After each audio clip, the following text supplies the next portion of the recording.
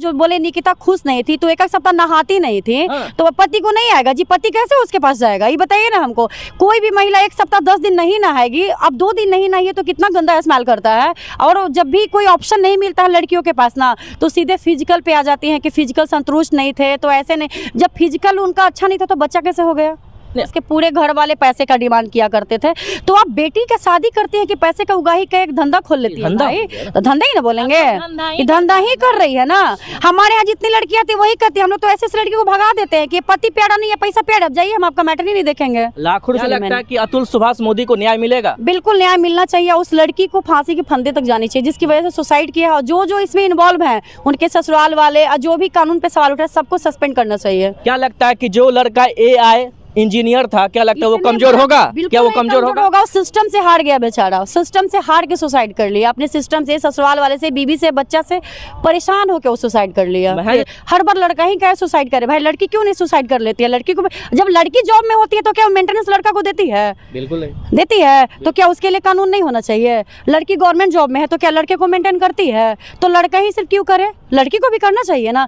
तो ये हमारा सिस्टम गलत है और बच्चे को उसकी फैमिली को दिलवाने के लिए दिलवा दीजिए, क्योंकि हो सकता है आज पति मारा है कल बच्चे को मार दे। पैसे के लिए कुछ भी कर सकती है वो औरत, कुछ भी बच्चे को ही मार सकती है। जब पति को मार सकती है तो बच्चे को ही मार सकती है। तो कानून से मेरा नर्म निवेदन है कि बच्चे को लड़के वाले के घर वाले को सौंप दिया जाए। कोर्ट का सिस्टम आपको पता है, डेट पे डेट पे फैसला नहीं आता है। लड़कियां तलाक लेना चाहती है तो इजी में मिल जाता है, लेकिन अगर लड़का तलाक लेना चाहेगा तो उसको दोहराया जाता है, परेशान किया जाता है, प्लस में उसको अपना घर जमीन जायदाद सब बेच के एलमनी भी देना होता है लड़की को। पति के साथ भी नहीं रहना, पति का दौलत भी चाहिए, तो गलत है ना। और एक इसमें कानून की भी गलती है कि सिर्फ लड़की को ही सपोर्ट करती है और लड़का सुसाइड करने के लिए मजबूर हो जाते हैं। एक सबसे बड़ा आरोप ये भी लगाया जा रहा है कि पत्नी जो है पति से खुश नहीं थे।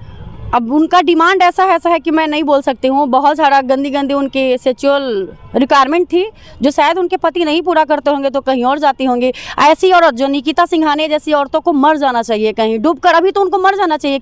कैसे वो जी रही हैं, उनको तो जीने का अधिकार ही नहीं है। पति सुसाइड कर लिया, पत्नी ऐश कर रही है, तो ऐसी पत्नियों को डूब मरना चाहिए। कहा जा रहा है कि अगर बच्चों को देखना है तो 30 लाख रुपया देना पड़ेगा। जब बच्चा हो जाता है ना तो औरतों के लिए वो मोहरा हो जाता है। बच्चे को मोहरा के तौर पे लोग यूज करती हैं कि पति से पैसा ऐंठना है तो बच्चे से बात नहीं करवाएंगी, बच्चे से मिलवाएंगे नहीं। तो ये सब सिस्टम गलत है। इस पे मर्दों को सुनिए भाई, पुरुषों के लिए कुछ कानून बनाइए। महिलाएं जाती हैं झूठ मूठ भी जाती हैं केस करने तो ले लेता है। पुरुष सच में प्रताड़ित होते हुए भी जाता है तो कोई केस नहीं लेता है, कोई सुनता नहीं है। तो पुरुषों को जीने का अधिकार नहीं है तो आप लोग सारे पुरुषों को बोल दीजिए, जो उच्च पदाधिकारी हैं, अधिकारी जो भी हैं, तो बोल दीजिए कि आप लोग को भाई जीने का अधिकार नहीं है, आप लोग सब मर जाइए। क्या करेगा, रोज़ रोज़ मरने से अच्छा था बेचारा। समझिए कि कोई भी आदमी मरना नहीं चाहता है।